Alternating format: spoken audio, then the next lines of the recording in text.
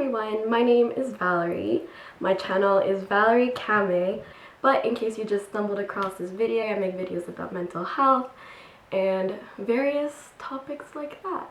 Today I am filming a very important video to me that was requested so many times in the past years. It's probably my most requested video, other than my anorexia story, which I've already filmed, so the link for that will be down below if you're interested. Today is World Mental Health Day, October 10th, and it's celebrated every year. It's a really important day for raising awareness about mental health and lowering the stigma surrounding this important issue that affects many people worldwide. I'm super excited to be partnering with BetterHelp for this video. Today I'm talking about my anxiety story. It's something that I've had a lot of trouble talking about in the past. As always, I apologize for looking to the side because I have my laptop open with my notes. Anxiety has been present in my life, my entire life. So I find it difficult to talk about because it's something that is an ongoing problem for me. Well, not a problem, but an ongoing issue for me. Let's get right into my story. My anxiety goes all the way back to my childhood. When I was a kid, I was a super anxious child. I had really bad separation anxiety. I couldn't not be with my parents for a bit. They couldn't leave me somewhere for 5 minutes alone.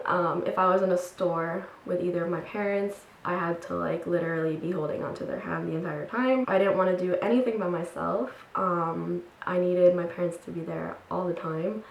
I wanted to know when they were coming back all the time. I wanted to know what they were doing all the time, and you get the idea. I had a lot of trouble separating myself from other people. And this continued throughout my entire childhood and through my adolescence.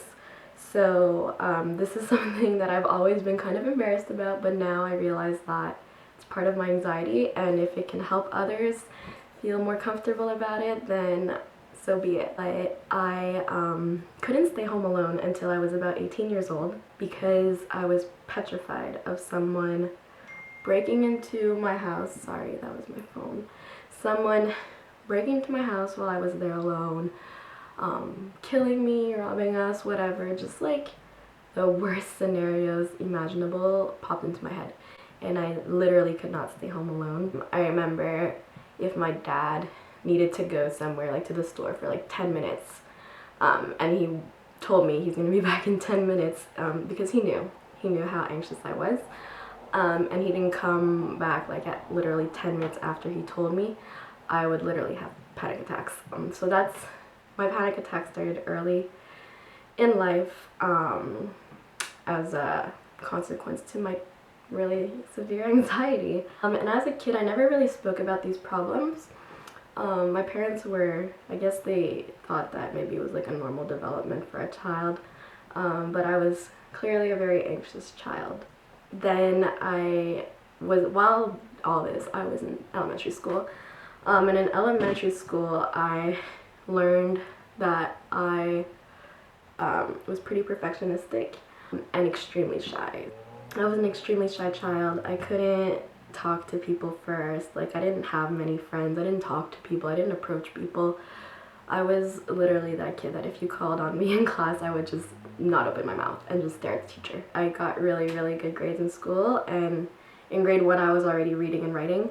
So the teacher, actually, I remember her, she put me aside from the rest of the class while everyone else was doing work. I was outside reading a book in grade 1. So I remember from then on, I think that my perfectionism kind of really started from there, other than the fact that I'm probably genetically predisposed to that because I have 2 really perfectionistic parents, but also I don't think it helped that I was kind of put aside and I don't know, treated differently just at that age. I don't know if that was necessary. So that was my childhood in a short. My anxiety when I was a child, I guess, was more manageable just because, I guess, I don't know, we're more naive when we're younger, and I guess it didn't bother me as much. I don't remember it that well either. Afterwards, adolescence came, and adolescence is when my anxiety started to get worse. I noticed it started to get worse in my sport that I practice, which was figure skating. I've figure skated my entire life. So I realized that I had developed some kind of performance anxiety from skating. I competed a lot and I practiced a lot. And I remember at one point I would get so anxious to do a certain jump that I would literally just turn around in circles on the ice for like an hour before even trying it once, just because I was so anxious of I don't know what. I remember my coach would ask me like, what are you scared of? And I was like, I'm not scared of falling, I don't know what I'm afraid of, but I just can't do it. It's as if like something was blocking. Soon after that, when I was 12 years old, I remember on Halloween night I was trick-or-treating with my best friends my first year of high school. Us, it's the 7th grade here, so I was 12. We're just trick-or-treating or whatever, and we were going back to my friend's house, and I experienced my first episode of dissociation, which, if you didn't already know, can be like a symptom or like a consequence of like really severe anxiety. So I'll say in short what dissociation kind of is. It's like kind of not feeling like you're in your body. I remember the first time that I experienced dissociation, I thought I was dying. I was convinced I was dying because I didn't feel like I could grasp objects. I didn't feel like I felt like I was in an open space kind of thing, and that nothing was really concrete. I kind of felt like I was in a daze, I guess is how I could explain it. It was really difficult, and I remember I stayed in that dissociative state for a couple months, which is really long to be dissociated and not talk about it for. But I was so anxious in all the spheres of my life, in skating, in school, in being perfect and stuff, that I was convinced that I was just crazy and that people wouldn't like me, or people would think I'm dumb, or people wouldn't think as highly of me if I talked about my dissociation. So I never did until recently. I continued to experience dissociation throughout my high school years a lot. It kind of became a defense mechanism for me, and by the time I was 16, 17, I got used to it. I still didn't know what it was, but I just accepted the fact that I thought I was crazy, and that was that I was just gonna have to deal with that.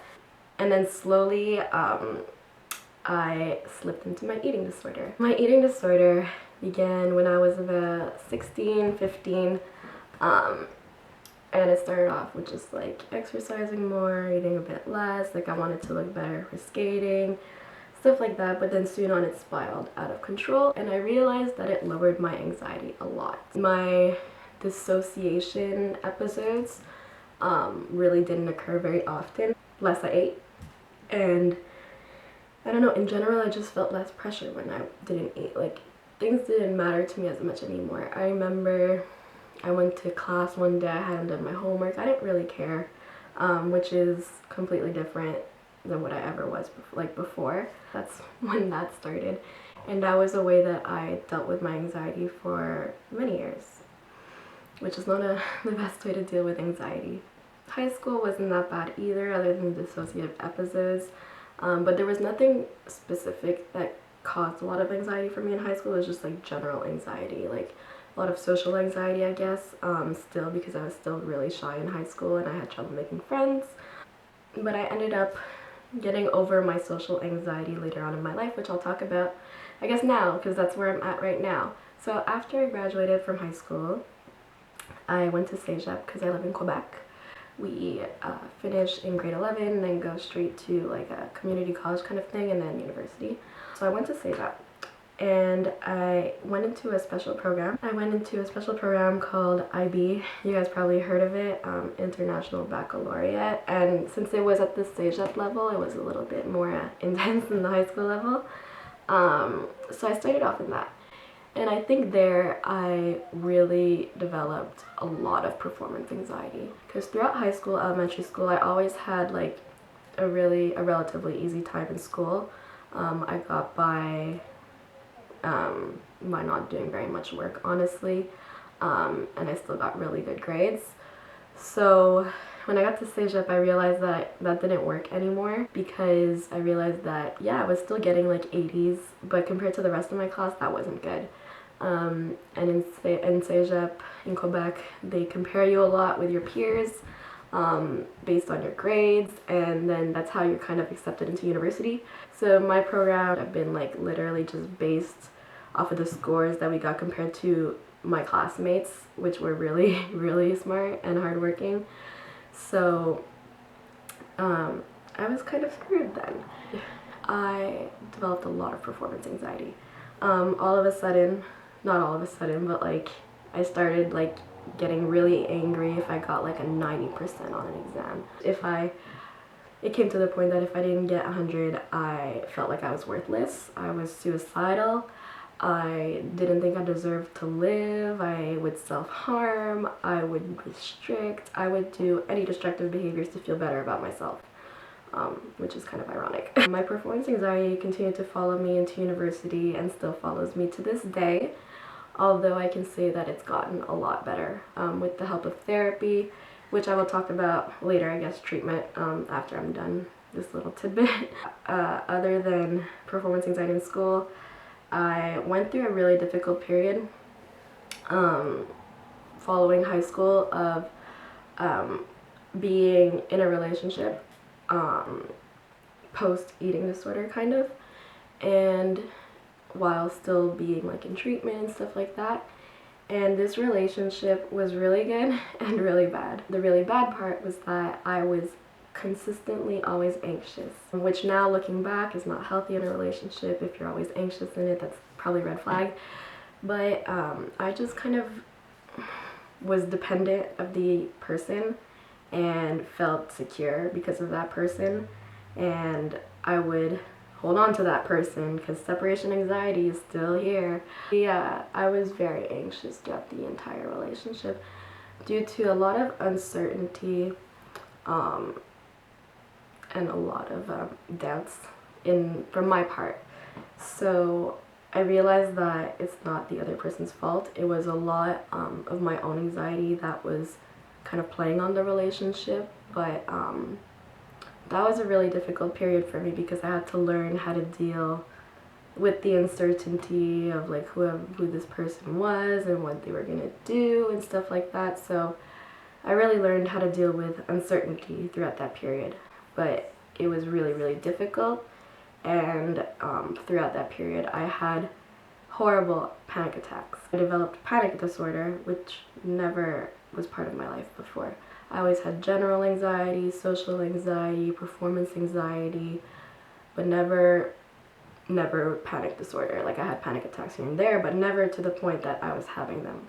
I was having panic attacks every 20 minutes, every 45 minutes. Like as soon as one ended, another one started. It got to the point where I couldn't sleep at night.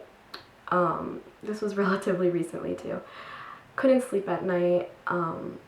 I couldn't fall asleep. It would take me 4 hours to fall asleep, and once I did fall asleep I would wake up every 10 minutes just because I would wake up in a panic thinking about everything that was happening, things that I wasn't sure about, questions that I had, just constant rumination in my head even when I was trying to sleep. So that went on for a month at a time, and this happened more than once throughout that relationship.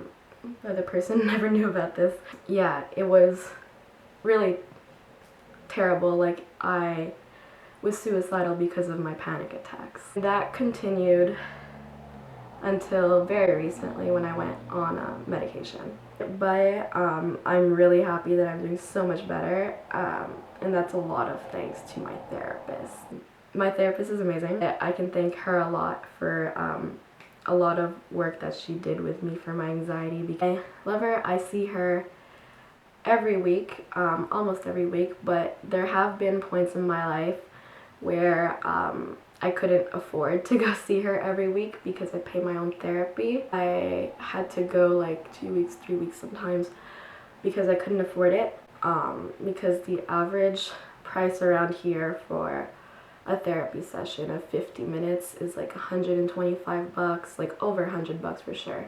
Therapy is expensive. It's really difficult to afford it and have it accessible to you.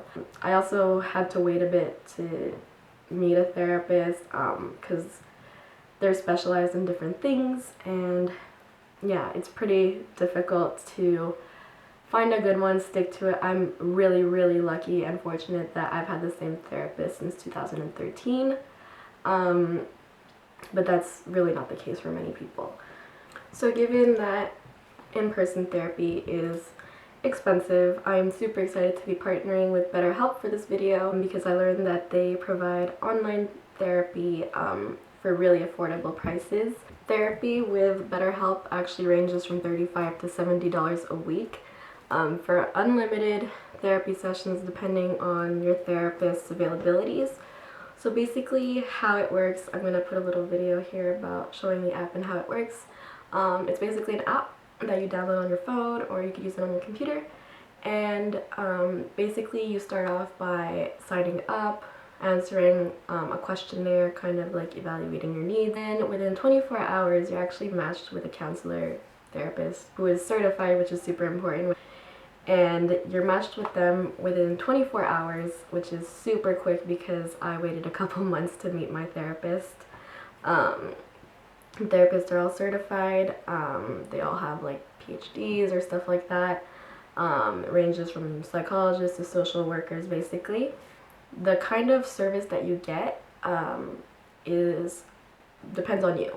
So for example, I'm not the kind of person who would Skype with my therapist. I'm kind of too shy still to do that. So what I did when I got matched with my therapist was I messaged them. You can message, email, Skype, phone call. There's different options. I really liked my therapist, and I was surprised that I got matched with someone who actually understood me. Didn't think that something so quick could be actually like relevant, but it worked because I kind of had a lot of like co-occurring diagnoses. So the fact that they took into consideration my eating disorder, my anxiety, my past with depression and stuff like that was really helpful, and I got matched with a therapist who was actually specialized in many of those things. There's so many different therapists available, so if you don't like one, you get another one, it's fine. I'm gonna put a link in the description box below, which is basically my sign up link. So if you guys do want to check it out, please click on the link down below to do so. Hopefully you guys try it out. I really enjoyed BetterHelp. I know that many of my subscribers actually write to me saying that they can't afford a therapist, stuff like that.